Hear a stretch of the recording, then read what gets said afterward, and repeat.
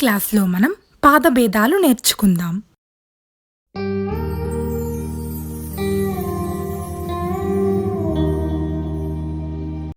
Previous క్లాసెస్లో నేను హస్తాలు అన్నిటి మీద వీడియోస్ చేశాను. ఎవరైనా ఆ హస్తాలు నేర్చుకోకపోతే ముందు అవి నేర్చుకుని అప్పుడు ఈ క్లాస్ చూడండి. ఇప్పుడు క్లాస్ స్టార్ట్ చేద్దాం. పాదభేదాలు అంటే పాదముద్రలు అని అర్థం. వీటినే ఆంగ్లంలో leg movements are leg positions అని అంటారు. భరతముని రచించిన నాట్యశాస్త్రం అనే పుస్తకం ప్రకారం పాదభేదాలు మొత్తం 6. ముందు ఈ పాదభేదాలు శ్లోకం చూద్దాం. ఉద్ఘటితః సమం చైవ తథా అగ్రతల సంచారః అంచితః కుంచితః సూచీపాద ప్రకీర్తితః. ఉద్ఘటితము కాలి వేళ్ల మీద నుంచుని పాదంతో నేలని తాకితే దానినే ఉద్ఘటితము అంటారు. ఉద్ఘటితము.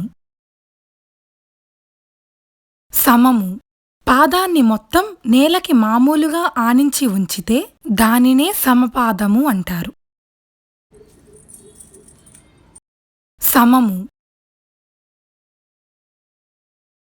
అగ్రతల సంచారము కాలి వేళ్ళని నేలకి ఆనించి మడాన్ని మాత్రం పైకి రేస్ చేసి ముందుకు కదిలితే దానినే అగ్రతల సంచారము అంటారు.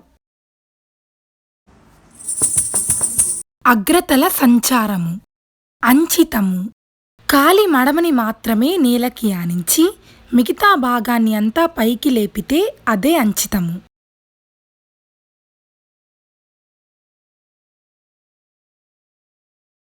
అంచితము. కుంచితము కాలి వేళ్ళని మాత్రమే నేలకి ఆనించి మిగతా భాగాన్ని అంతా పైకి లేపితే అదే కుంచితము.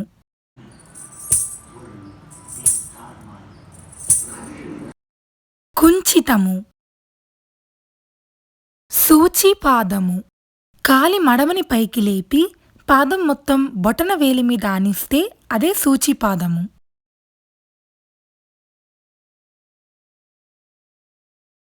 సూచీపాదము.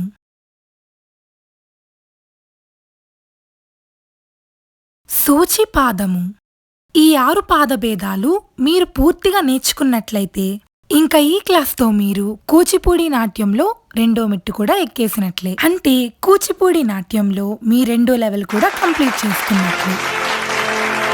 ఈ పాదభేదాలు, హస్తాలు రేపు మీరు నేర్చుకోబోయే బేసిక్ స్టెప్స్ కి ఒక పునాది లాంటివి. మీరు ఎప్పుడైనా కూచిపూడి సర్టిఫికేషన్ కోర్సెస్ చేద్దాము అనుకుంటే అప్పుడు కూడా ఇవి బాగా ఉపయోగపడతాయి. ఈ పాదముద్రలు నేర్చుకోవడం వల్ల మీ డాన్స్ చూడడానికి క్లారిటీగా ఉంటుంది. అలాగే మీ డాన్స్కి కూడా ఒక పర్ఫెక్ట్నెస్ వస్తుంది. నెక్స్ట్ క్లాస్లో మనం కూచిపూడి నాట్యంలో లెవెల్ 3కి వెళ్ళిపోదాం.